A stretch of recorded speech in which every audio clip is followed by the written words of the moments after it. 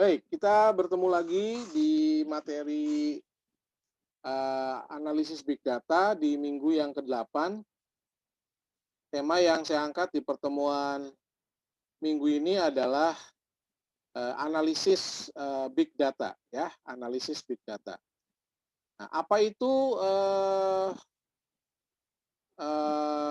temanya pengantar data mining, maaf ya, pengantar data mining. Apa itu data mining? Kita akan coba lihat di pengantarnya ya. Secara umum kalau kita dengar data mining, ya, data mining kalau Anda lihat dari gambar yang saya gunakan sebagai ikonnya, sebagai temanya ya, ini ada kata apa? Ada kata example ya, customers, people, modeling ya, intelligent, lalu apa? Learning pattern ya, analysis ya, decision, business method dan sebagainya. Ini data mining. Nah, data mining itu penambahan data, menambah data, penambahan data. Ya, bertambah, ujung-ujungnya jadi big data. Muncullah istilah big data. Sumbernya dari data mining, penambahan data. Oke. Nah, kita ketahui bahwa apa namanya dalam dunia pembelajaran, saudara ya, dalam dunia pengetahuan itu ada banyak desain ya. Nah, kalau saya boleh angkat ada 3 yang menarik ya untuk saya. Yang pertama adalah educational objective. Nah, educational objective ini diangkat oleh Benjamin Bloom gitu ya, yang isinya adalah apa nih Saudara? Isinya adalah tentang uh, kognitif ya, ada afektif, ada psikomotor. Ini biasanya dipakai di sekolah-sekolah apa namanya? Formal ya, di sekolah-sekolah formal. Lagi Anda SMP, Anda SMA, ini kita menggunakan educational objective.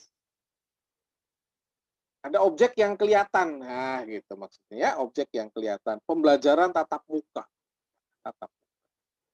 Aspek kognitif ya, aspek afektif ya, aspek psikomotor ya, betul? Ada ujian-ujian praktek, kan? Ada teori, ada praktek dan sebagainya. Ini educational objective. Anda sudah melewati ini. Kemudian yang kedua, ya Robert Major ini bikin ada namanya criterion reference instruction. Apa itu? Ini adalah sebuah metode, sebuah desain ya yang lebih mengarahkan kepada apa? Kepada pelatihan. Dalam pelatihan itu ada apa? Ada kompetensi yang diberikan dalam pelatihan, performanya bagaimana, kemudian evolution, dievaluasi. Mungkin di antara Anda ada yang sering ikut, bukan sering ikut ya, pernah ikut ya, pernah ikut apa namanya, saudara, pelatihan gitu ya, pernah ikut pelatihan gitu, pasti ada kompetensinya ya. Oke, hasilnya apa nih? Lihat dari performa ya, ntar dievaluasi. Bisa lulus, bisa nggak lulus ya, saudara ya. Bisa lulus, bisa nggak lulus kan. Oke. Nah, yang ketiga yang John Carroll sampaikan itu minimalism. Minimalis. Ya, learning design yang minimalis, start cepat immediately. Nggak banyak baca, minimize the reading. Ya, pesan kesalahannya jelas. Kemudian self-contained. Tanpa kita sadari, learning design yang ketiga inilah yang sekarang sedang berlangsung. Yang sekarang sedang kita lakukan. Pembelajaran bersifat online kan betul ya? Nggak usah nunggu lama, start immediately. Ya langsung online ya, minimize the reading, nggak banyak baca kan. Saya bisa kasih dulu materinya, Anda tinggal dengerin, lihat video, lihat contoh-contoh dari video dan sebagainya ya. Error recognition-nya jelas, self-contained. Anda yang bisa, Yang bisa menentukanlah Anda sendiri, saya mau seberapa banyak yang saya lihat dari video pembelajaran ini. Semua bagian, yang bagian menarik yang ininya nih yang saya perlukan. Self-contained. Betul? Kalau Anda lihat YouTube, saudara, lihat instruksi itu, lihat YouTube ya, gitu kan. Cara mengcoding ya, pesan kesalahan, oh gini cara bikin, oh banyak tuh. Ya, trik-trik yang dijelaskan. Betul? Minimalism. Kalau Anda buka video di YouTube kan kita nggak usah nunggu jam sekian, nggak udah terekam di YouTube-nya. Kecuali live. Betul ya? Nah, tanpa kita sadari, kita sudah ada di desainnya John Carroll. Ya, jelas sekali nih, kelihatan banget ya. Oke, nah ini pretest ya. Pretest sudah tadi saya jelaskan di pembuka perkuliahan tadi ya. Jadi silakan dikerjakan. Ini nanti ada penugasannya di Edmodo ya, silakan dikerjakan, kumpulkan sesuai dengan batas waktu yang sudah saya tentukan. Ya, awas jangan melewati itu ya. Baik, berarti langsung next aja ya. Oke, langsung ke sini. Berawal dari manusia memproduksi data. Ya, bukan produksi barang ya, produksi data. Mungkin ada yang produksi barang, tapi barang itu kan nanti disimpan informasinya menjadi data. Ya. Kita semua memproduksi beragam data yang jumlah dan ukurannya very very big, very very large. Berbagai bidang ya, berbagai bidang. Kalau kalian lihat nih berbagai bidang, ada astronomi, bisnis, kedokteran ekonomi, ya etc. Banyak banget, ya. Semuanya mempunyai ukuran yang sangat-sangat besar. Pertanyaannya, betul ya? Kalau barang diproduksi kan untuk dipakai. Betul ya? Barang diproduksi untuk digunakan oleh Anda dan saya. Lah kalau data buat apa? Gitu pertanyaannya nih.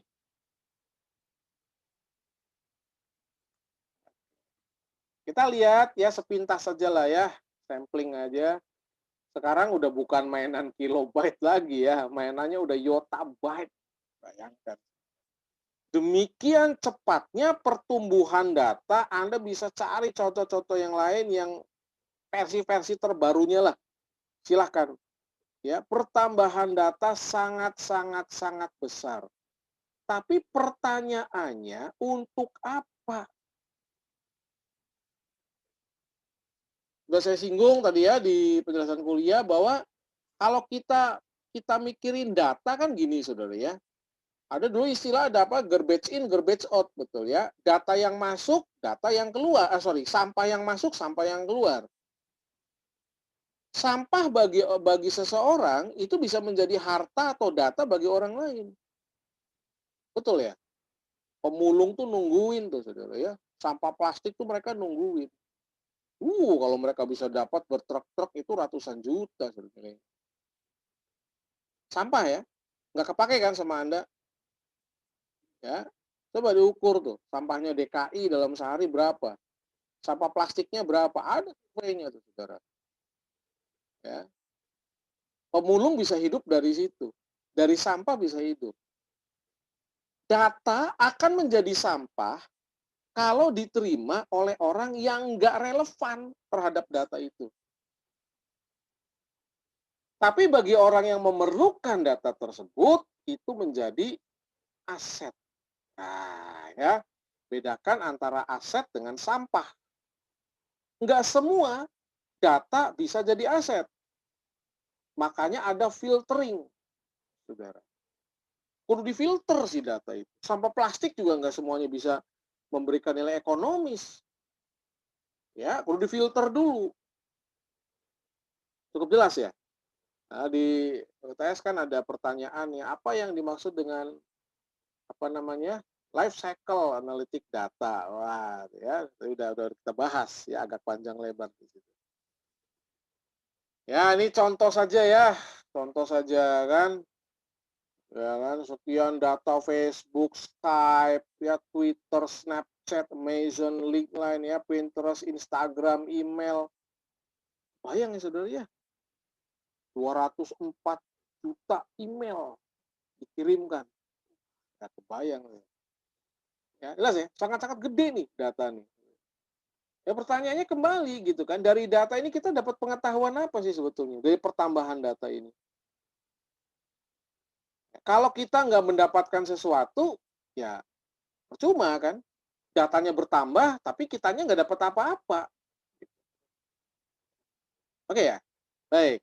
Nah, Anda bisa bisa lihat ya, bisa lihat berbagai hal yang berkaitan dengan penambahan data. Tsunami data. Kenapa disilakan dengan tsunami data? Wah, datangnya cepat, ya gede gitu kan, tsunami data. Ya, mobile electronic markets. Kita lihat ya, 7 billion smartphone subscription in 20 di 2015 ya. Cari angkanya 2020 ya, Saudara ya. Web and social network generates amount of data. Google memproses, cek. Ukurannya apa? Ukurannya petabyte per hari.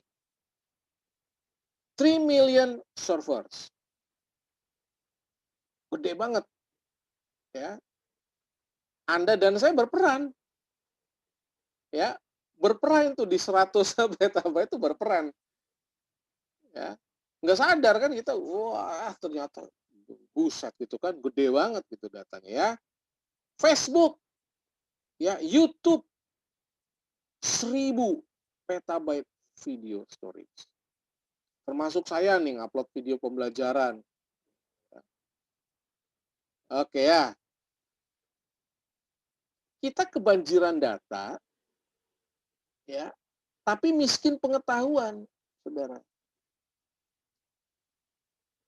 Para pengusaha, orang-orang IT itu orang-orang terdepan yang berhubungan dengan data, ya, saudara ya. Sekarang juga hampir semua orang lah yang menggunakan gadget, ya, apalagi yang kesehariannya di depan laptop, berkoneksi dengan internet, terkoneksi, itu kayaknya kalau nggak ada koneksi internet, dunia kiamat gitu kan, gelap dunia. Ya, Anda nggak bisa ngegame, minimal yang gamers tuh ya. Waduh, nggak bisa ngegame, mendingan saya nggak makan Pak sehari daripada saya nggak ngegame. Filosofinya kan kayak gitu ya. Kalau yang gamer tuh kan, ngegame itu bisa bikin lupa, lapar Pak, lapar nggak kerasa. Iya, tahu-tahu mah aja akut. Gitu ya, bikin penyakit ya, ya. Ya boleh-boleh aja kan ngegame, ya, tapi jangan lupa kesehatan Anda. Ya, ada batas waktu daya tahan tubuh ini untuk berinteraksi dengan internet. Betul ya? We are drowning in data but starving for knowledge. Ya, nggak banyak yang kita dapatkan dari data ini. Padahal datanya tadi kan kita lihat ukurannya. Nah, sekarang kita akan coba belajar bagaimana data yang sederhana saja itu bisa memberikan knowledge gitu buat kita. Ya, bisa memberikan knowledge buat kita. Saya singgung tadi di perkuliahan bahwa katakanlah Anda dapat nilai, ya, Anda dapat satu nilai, nilai bagi Anda menjadi informasi. Betul ya, data kan saya masukin nilai nih, nilai muncul ke Anda jadi informasi nilai ya. Jadi informasi nilai. Nah, informasi nilai yang muncul setelah saya olah muncul nilai akhir, ya, sesaat jadi informasi, tapi itu data yang baru. Untuk siapa? Untuk prodi. Gitu kan? Gitu. Bisa dilihat, saudara, berapa persen pencapaian pembelajaran setiap dosen. Itu dari nilai kelihatan. Artinya, bagi saya, bagi Anda itu sebagai informasi. Tapi bagi saya itu jadi data lagi. Padahal informasi yang Anda dapatkan itu dari data yang saya berikan, yang saya olah. Jelas ya? Nah, kalau kita nggak bisa manfaatkan ini menjadi knowledge, ya percuma. Ya. Ngapain kudu ada kartu hasil studi, ntar aja lah terakhir. Kenapa sih kok Anda perlu untuk lihat berapa IPK saya semester ini? Tujuannya buat apa? Tujuannya adalah, oh kalau IPK-nya 3 lebih Pak, saya bisa mengajukan beasiswa. Contoh misalkan. Ya, iya kan? Itu contoh yang sederhana aja. Ya, banyak manfaat lain dari informasi yang muncul dari sebuah pemrosesan data. Oke. Sekarang bagaimana mengubah data menjadi knowledge? Mengubah data menjadi pengetahuan. Nah ya, data harus diolah oleh saya dan Anda, ya, ini kudu diolah ya, menjadi knowledge, supaya bisa bermanfaat bagi manusia. Kalau data nggak diolah, ya hanya jadi data aja sampah. Tadi, saudara.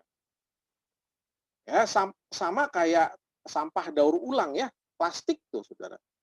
Ya sampah-sampah plastik itu ntar jadi kantong kresek yang hitam-hitam tuh, saudara. Ya, itu kresek daur ulang, makanya nggak boleh buat makanan. Yang boleh buat makanan tuh kantong kresek yang putih, yang dari biji plastik yang baru, atau dari pengolahan plastik yang memang plastiknya plastik yang baik bijinya. Sama kayak data.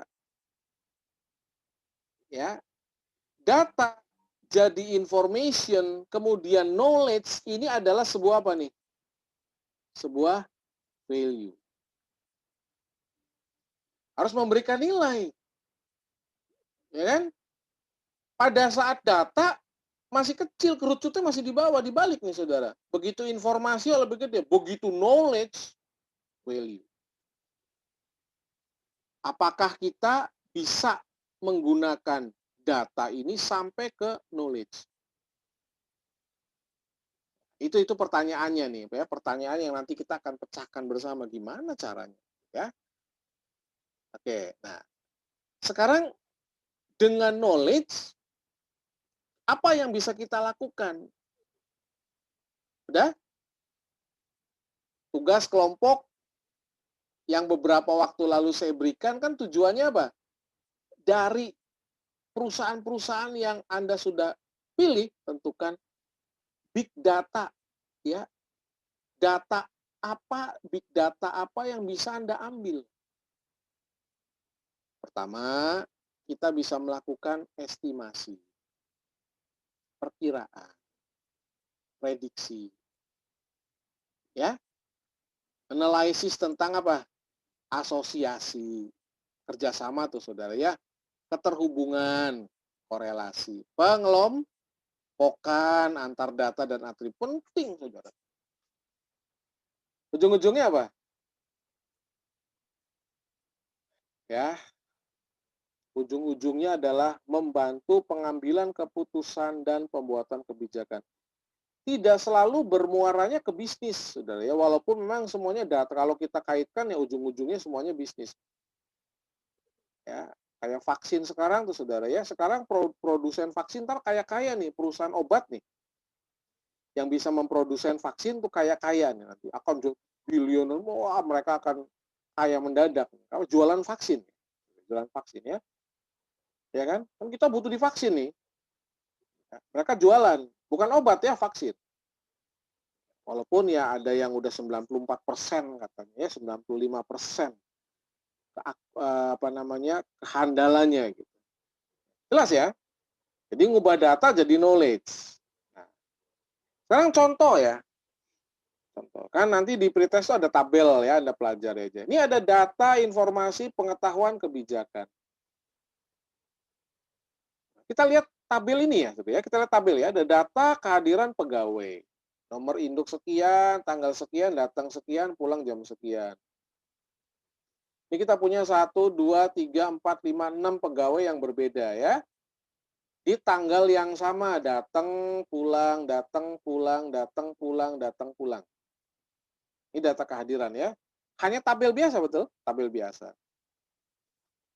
Oke. Nah, sekarang kita lihat ya. Informasi akumulasi bulanan. Yang ini masih data biasa kan di satu tanggal. Yang kedua, kita ngelihatnya bagaimana nih?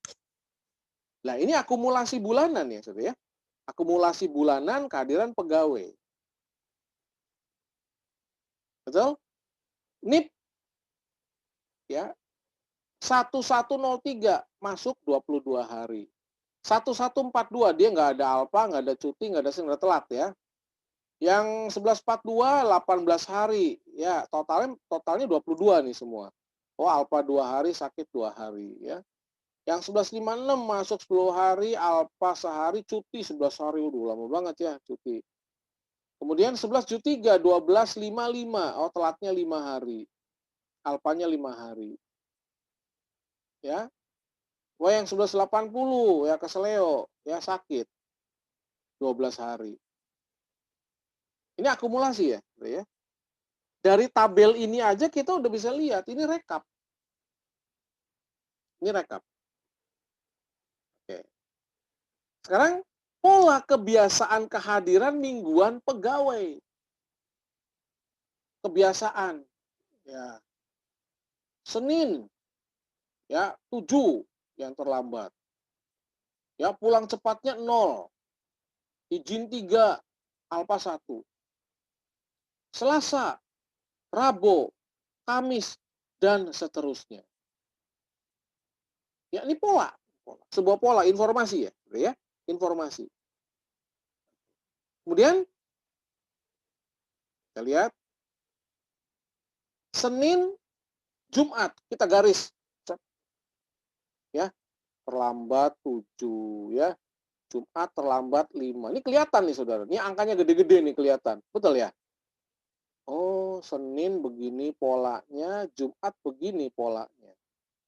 Ya, hari yang lain kan standar ya biasanya 0, 1, 2 ya. Yang lainnya ya di Senin sama Jumat.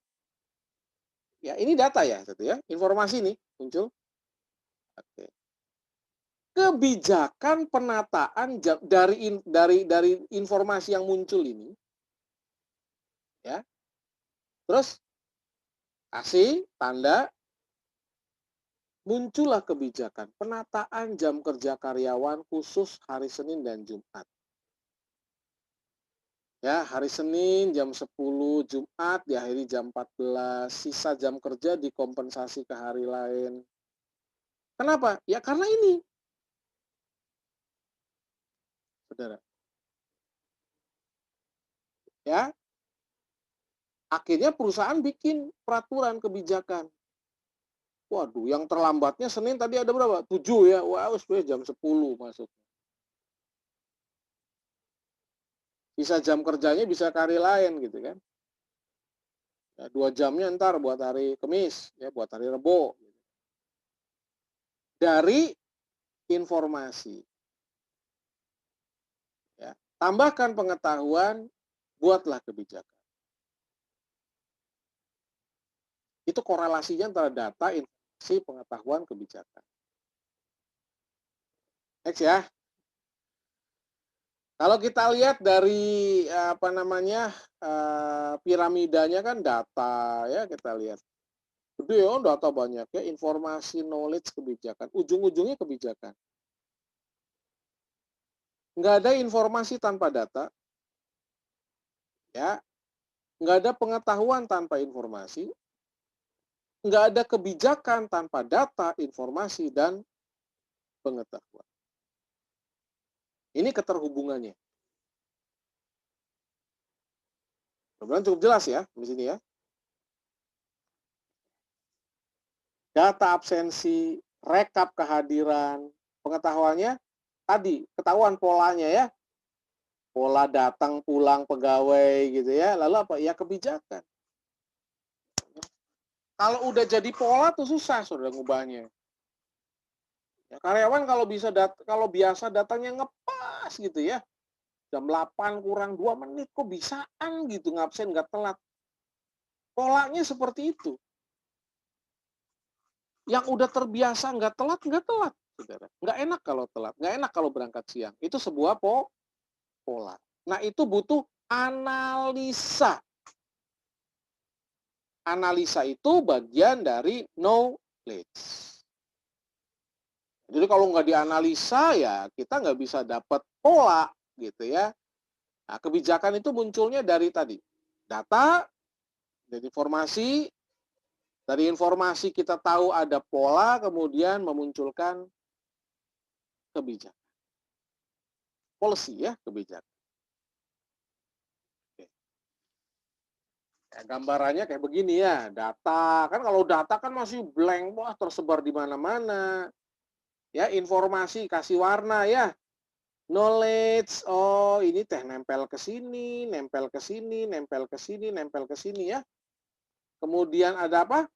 Ada polanya, oh ketahuan nih polanya begini ya, jalurnya ke sini tuh, bikinlah kebijakan. Kalau kita melihat alur ini,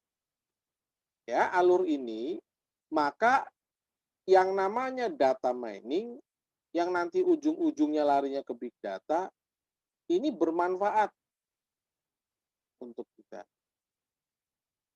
Kalau kita cuma tahu, ya sekarang big data, ya sekarang ya munculnya big data buat apa? Gitu. Setiap perusahaan itu harus ada divisi yang menganalisis data. Itu ada, saudara ya, perusahaan-perusahaan besar tuh penentu kebijakan tuh ada ya. Oh, bulan-bulan sekian kita kudu produksi ini. Oh, bulan ketiga kuartal 1, 2 ini kurang bagus. Ya, nggak usah banyak produksi barang. Oh, di kuartal kedua ini udah mulai kenceng nih, bla bla bla sebagainya. Itu dari data.